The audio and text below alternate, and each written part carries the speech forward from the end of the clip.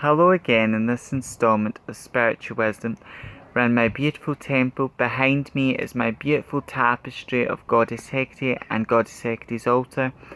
I'll be talking about Goddess Hecate's animals and what they represent in a later video, and I'll be talking more about Goddess Hecate as well.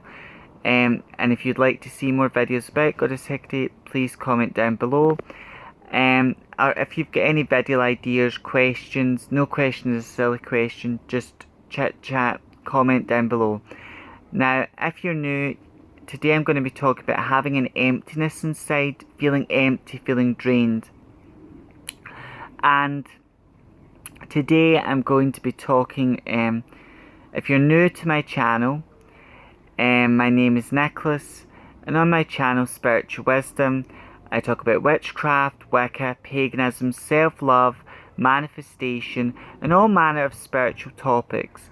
So if you like those types of things, please subscribe, join this amazing community, I'd really appreciate it. And please hit the like button, click the bell icon so you'll be notified each time I post a new video. And if you've been here before, thank you for your support and welcome back. So having an emptiness inside. Now this video, if you've got a friend, if you're watching this and this video relates to you, then this message may help you. Or if you've got a friend you feel this video would benefit, or the message of this video would benefit that friend, please share it with a friend as well. And each time I get new people on the channel and the channel grows, I'm sharing food for thought, inspiration, some facts, sometimes just my opinion or knowledge and my experience. And again, these videos are here to inspire you, because I'm not one of these people that would say you must pray this way, you must meditate this way, I'm not someone who enforces my beliefs or rules on other people. I may share my beliefs or how I do things, but no way do you have to do things the way I do them. Always trust your intuition and follow your gut. Now, having an emptiness inside, this means feeling drained, feeling empty, feeling being in so much pain. So you may have lost someone you love. You may have been stabbed in the back more than your fair share. You may have been hurted so many times by people you've trusted, and you may have been let down so much. But rather than deal with the pain head on, you may have took to some type of substance to fill that emptiness. Some people, they have a food addiction, so they may take food. Now all disorders, if you like, all this emptiness, if you love yourself, it doesn't mean you won't go through problems in life, but self-love helps you deal with these problems better, and it allows you to deal with them better. But all disorders, and when people feel emptiness, it comes from a place of self-hatred and negative thoughts. That's how your mind is so powerful, because with manifestation, you just think about it, what you want, and you believe it, you take the action, and that particular thing will manifest. But mainly, it started in the mind first.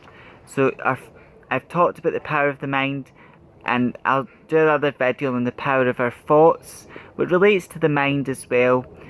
But when you feel empty inside, and you're in so much pain, and there's a deep void inside, a deep pain, people try and fill this with things that aren't going to help. They help in the short term, like in the moment, but in the long term, they don't help. And really what you're doing, people might say, oh, I love my addiction, it makes me feel good, I'm so happy, I'm so joyful. Yes, in the moment, but really think about how it's ruining your life. Now, we all die, regardless if you're the healthiest person alive or the unhealthiest person. The only difference between that is A healthy person, unless they got hit with a bus, would live longer, and an unhealthy person would live shorter.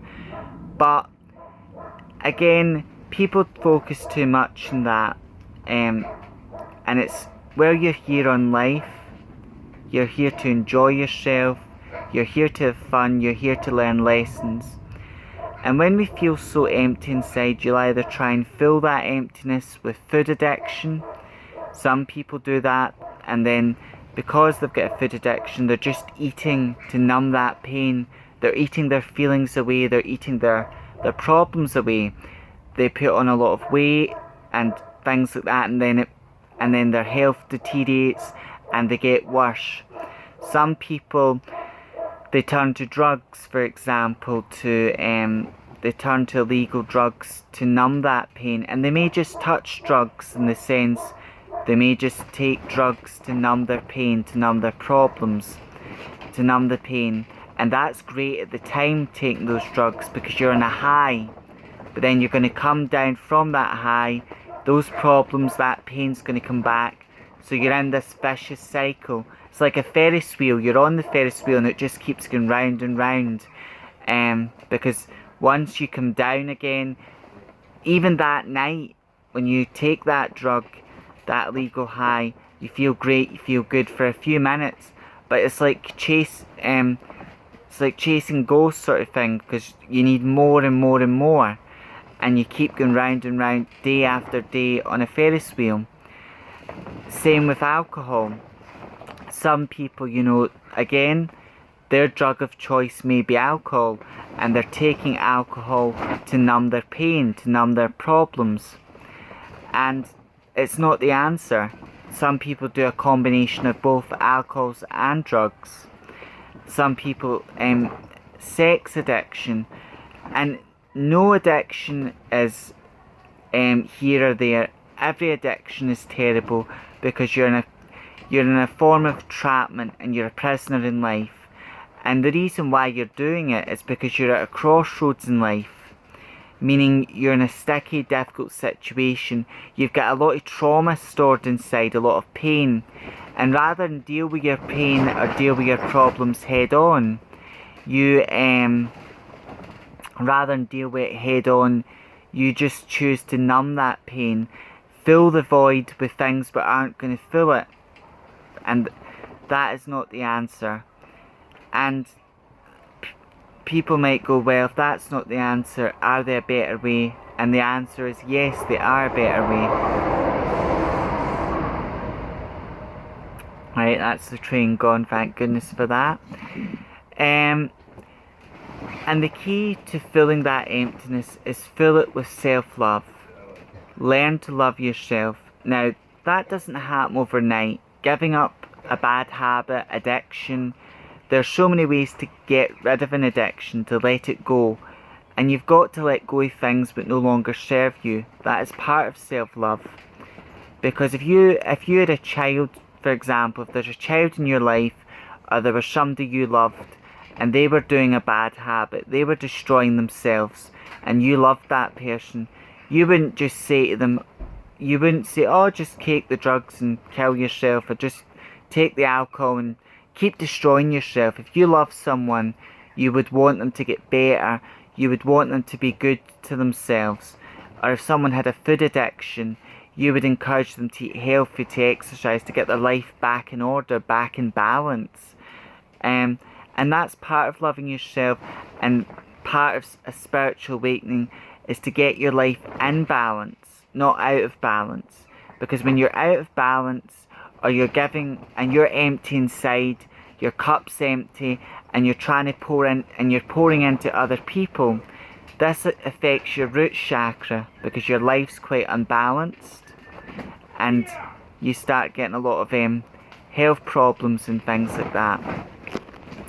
That is what happens. So a good exercise is to get a self-love journal. Now, my journal is a binder, and I'll talk you through my self-love journal. I'll show you it in a later video, but right now I work in that binder each and every day. I work in it each and every day, and that is what I do. So I work on it every single day, my binder. I write in it different pages, and the first part of my binder is knowing yourself. Part of loving yourself is get to know who you are and love the person you are, the good, the bad, because they are dark and light within us, and there's beauty within the dark and there's beauty within the light. So it's important to get to know your strengths. We've all got strengths, we've all got qualities. Write them down. Or if there's family, friends, people close to you, write your they will help you with that exercise. Then the other part of the exercise might seem counterintuitive. Write down your flaws and weaknesses and learn to, and at the bottom, once you've wrote all your flaws and weaknesses, write down, I love myself, flaws and all. And self-love is similar to confidence. You've got to work in it every day, and you've got to sort of fake it until you make it, because you've got to find out what your negative beliefs are and replace them with positive beliefs. And also, when it comes to that emptiness, it's just like having an addiction or a problem.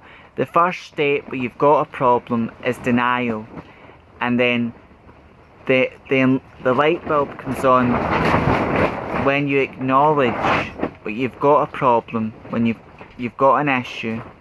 You know, when you acknowledge that is the light bulb moment, when you acknowledge you've got a problem or an issue. That is the light bulb moment.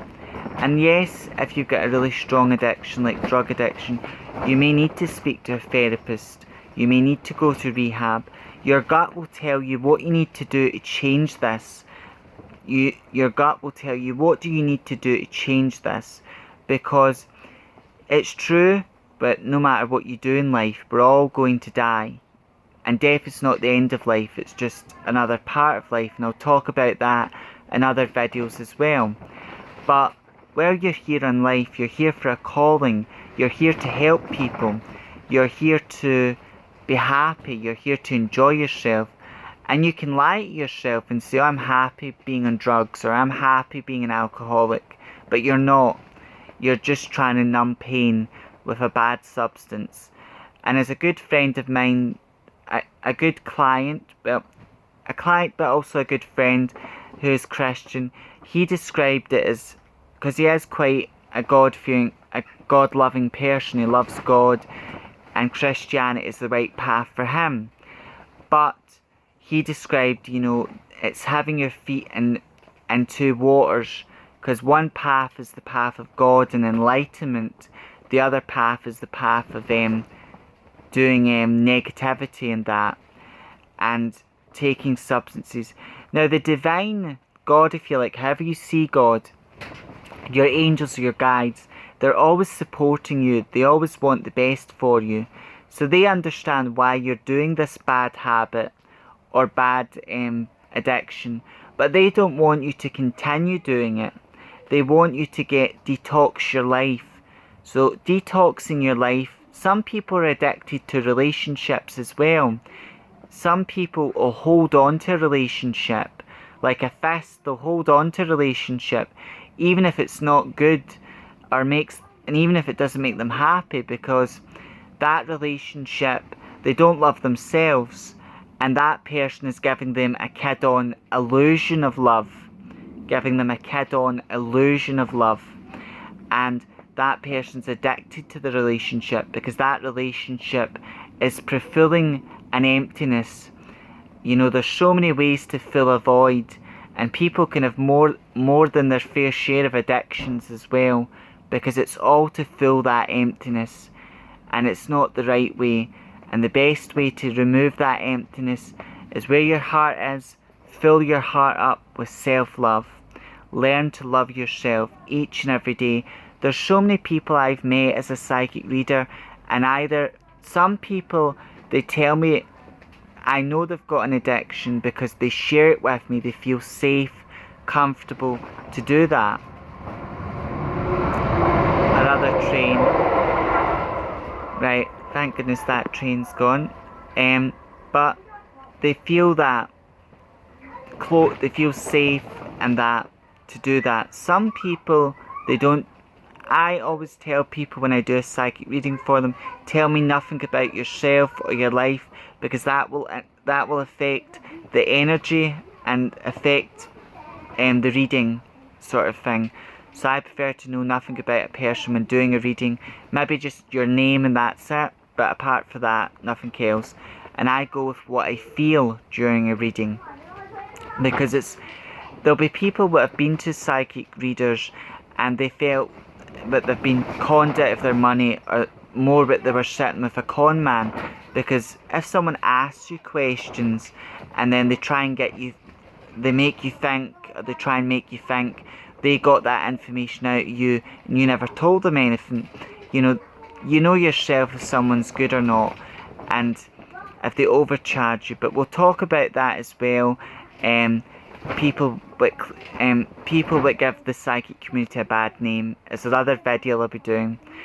But this is such a big topic, having an emptiness or a void inside, and people try and fill that void in all sorts of ways. But again, the universe will help you by giving you signs, be that numbers, animal symbolism, or other symbology as well. That is what the universe will do for you. You just have to ask for the help. The universe will give you the signs and point you in the right direction. Because God, if you like, helps those who help themselves, however we see God.